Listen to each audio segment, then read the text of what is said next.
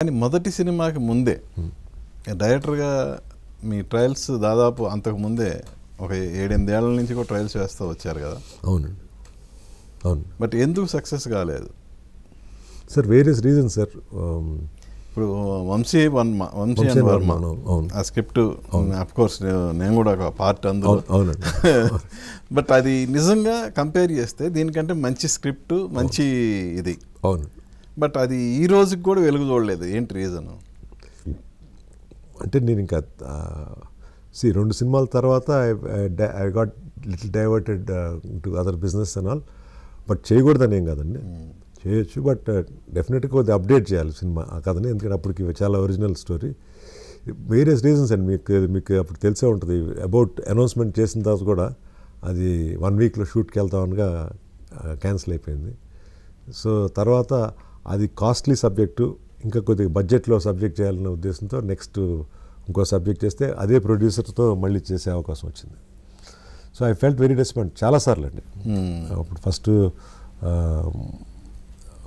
First అసలు ఆ subject approach అయింది సేమ్ ప్రొడ్యూసర్. తర్వాత బెల్లంకొండ సురేష్ గారి దగ్గరికి అప్రోచ్ అయ్యాను. ఆయన కూడా చాలా ఇంట్రెస్ట్ చూపించి సినిమా చేద్దాం అనుకున్నాం.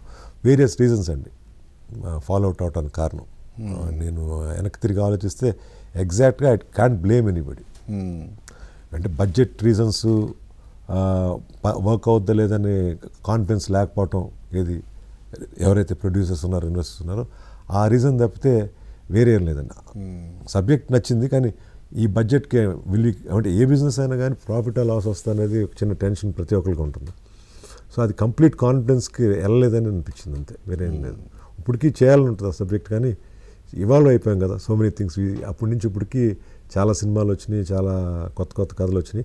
బట్ స్టిల్ దానికంటే ఇంకా బెటర్ ఐడియాతోటి చాలా ఐడియాస్ ఉన్నాయి చేయడానికి. సో నాకు ఐడియాస్ ప్రాబ్లం లేదండి ఎప్పుడు కూడా.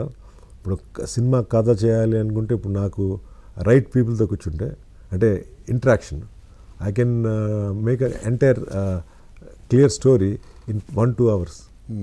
సో దాని గురించి టెన్షన్ లేదు. కథ లేదు, కథ చేయలేమని అసలు టెన్షన్ లేదు. ఒప్పుకుంటే ఒక రోజులో 4-5 కథలు.